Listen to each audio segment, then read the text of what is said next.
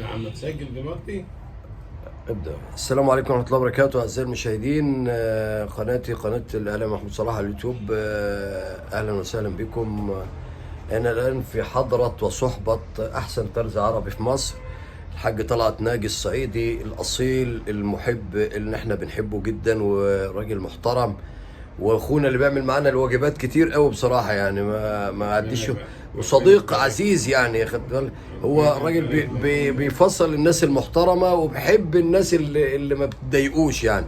فاللي عاوز يجي على اساس ان احنا جاي عنده ما يضايقوش، يمشي على هواه، يا اما بلاش منه. احب الناس الرايقه. احب الناس الرايقه. فهو معاكم اهوت، واحنا طبعا ايه بنعرفكم من غير ما نعرف. هو طبعا عالم من غير احنا ما نقول الكلام ده، وكل مشايخ ومستشارين ولواءات والناس اللي بتفصل عنده عارفينه كويس جدا.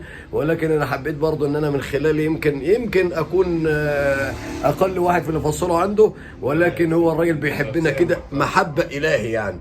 فمعانا الحاج طلعت اهو، ان شاء الله ربنا يديه الصحه والعافيه، ودايما يفصل لنا الحاجات الحلوه كده. معاك اهو. ربنا يبارك لك يا باشا، ربنا يبارك فيك يا استاذ محمود. انت اخ عزيز يا عم ربنا طلعت. يخليك على المجامله الظريفه. لا مفيش مجامله ولا حاجه والله، دي حقك علينا كلنا. واحنا بنقول الكلام ده مش مجامله، بنقوله حقيقه، لانك انت بتعمل شغلك باتقان وجمال، والناس بتبص عليه كانها لوحه فنيه الواحد لابسها، مش جلابيه عاديه، لا هي جلابيه بمقاييسها بمعاييرها بابعادها بشكلها بجمالها، الناس كل اللي بيشوفها يقول لك ده راجل صناعي محترم.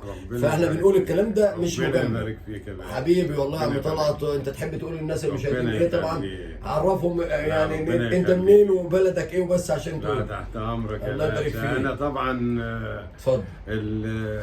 الاصل صعيدي بس الاقامه في المنصوره. شرفتنا طبعا، وشرف درسي عربي الدقهلية. وتحت امرك يا باشا. شرفتنا الله ومشرف يبارك. المنصوره كلها، الله وانت يبارك. كده عندنا بالنسبه لنا اخ الله عزيز يبارك لك يا باشا. وحبيب محترم، واحنا الله بنحبك يخليك. والله زي ما انت بتحبنا برضه. ربنا يبارك فيك يا استاذ محمود. حبيبي يا عم طلعت. ربنا يخليك. حبيبي يا عم طلعت. دايما منورنا يا الله باشا. يبارك فيك، الله ربنا يعزك يا رب. ما هو منور ربنا اهلها يبارك. واصحابها، الله انت يبارك. منور المنطقه ومنور مكانك الله يبارك وعندك لك يا حبيبي. باشا. ربنا حبيبي يا عم يبارك. الحاج طلعت، حبيبي ربنا يعزك يا رب.